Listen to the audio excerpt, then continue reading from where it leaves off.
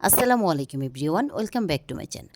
আজকে আপনাদের মাঝে অসম্ভব মজাদার একটা বানানা চকলেট পাউন্ড কেকের রেসিপি শেয়ার করব। চলে যাব মূল রেসিপিতে। আমি এখানে নিয়ে নিচ্ছি 2টা পাকা কলা নিয়ে নিচ্ছি। আপনারা এখানে চাইলে যে কোনো কলাই এখানে আপনারা ব্যবহার করতে পারবেন। আমি কলাটাকে কাঁটা চামচের সাহায্যে ভালো করে একটু ম্যাশ করে নিচ্ছি।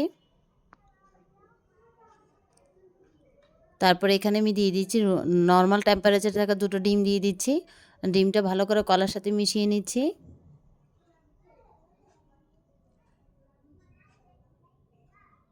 এই যে আমার মিশানো হয়ে গিয়েছে। এখন এটাকে আমি একটা বাটিতে ঢেলে নিচ্ছি বলে।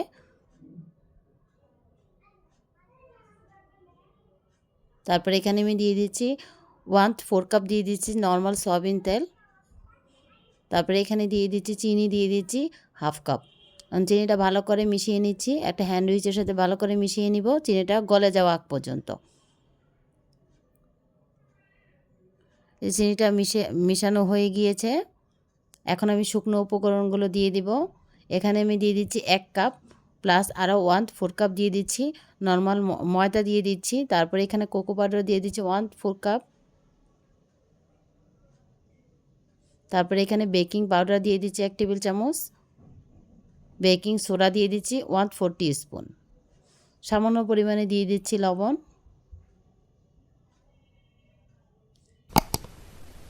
আপনারা কিন্তু বাসায় অতিরিক্ত প্যাকেট জায়গা ফেলে না দিয়ে খুব সহজে কিন্তু এই পাউন্ড কেকটা তৈরি করে নিতে পারবেন খুব সহজে।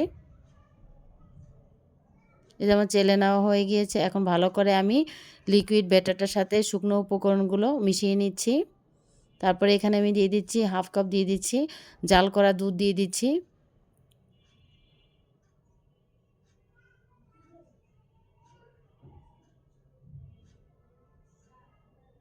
আমি যে উপকরণগুলো নিয়েছি যে উপকরণগুলো আমি নিয়েছিলাম এটার জন্য 1/2 কাপ দুধে লেগেছে, আর বেশি আমার লাগে নাই।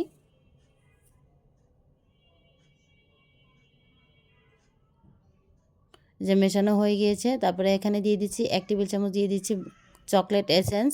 চাইলে এখানে আপনারা ভ্যানিলা অথবা বানানা এসেন্সটা ব্যবহার করতে পারবেন।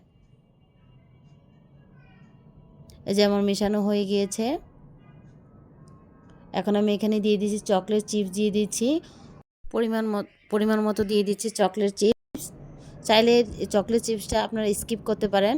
চকলেট চিপসটা দিয়ে ভালো করে ব্যাটারের সাথে মিশিয়ে নিচ্ছি। এই যে কেকের ব্যাটারের কনসিস্টেন্সি এরকম হবে। এখন আমি এখানে 6 ইঞ্চি একটা কেকের মোল্ড নিয়ে নিচ্ছি। এখন সামান্য পরিমাণে তেল ব্রাশ করে দিচ্ছি। তারপরে এখানে দিয়ে দিচ্ছি বাটার পেপার দিয়ে দিচ্ছি। বাটার পেপারটা ভালো করে মিশিয়ে চাইলে এখানে আপনারা নর্মাল লেখালেখির যে কোনো কাগজও ব্যবহার করতে পারবেন। তারপরে এখানে ঢেলে দিচ্ছি কেকের ব্যাটারটা দিয়ে দিচ্ছি মোল্ডের ভিতরে।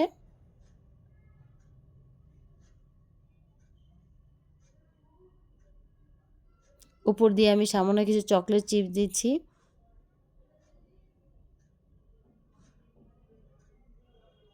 সামান্য একটু ট্যাপ ট্যাপ করে নিচে চলে যাব। কেকটা বেক করা যায় আগে থেকে আমি চুলায় একটা প্যান প্রিহিট করে রেখেছিলাম। এখন এখানে আমি দিয়ে দিচ্ছি একটা স্ট্যান্ড দিয়ে দিচ্ছি। তারপরে কেকের মোল্ডটা দিয়ে দিব। এখন ঢাকনা দিয়ে আমি এটাকে বেক করে নিব 30 থেকে 35 মিনিট। চুলা আঁচটা মিডিয়াম টু একদম লোতে থাকবে।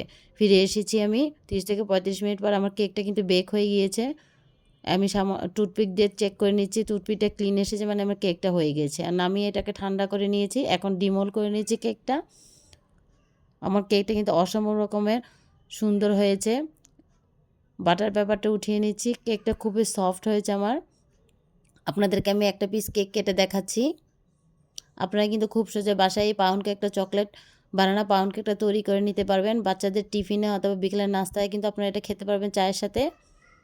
এই যে আপনাদের একটা ভেঙে দেখাচ্ছে। আমার কেকটা কিন্তু খুবই সফট হয়েছে। আমার রেসিপিটা যদি আপনাদের ভালো লাগে থাকে অবশ্যই আমার চ্যানেলটা সাবস্ক্রাইব করে আমার পাশে থাকবেন। লাইকস এবং কমেন্টস করে জানাবেন আমার রেসিপিটা কেমন হয়েছে। আল্লাহ হাফেজ।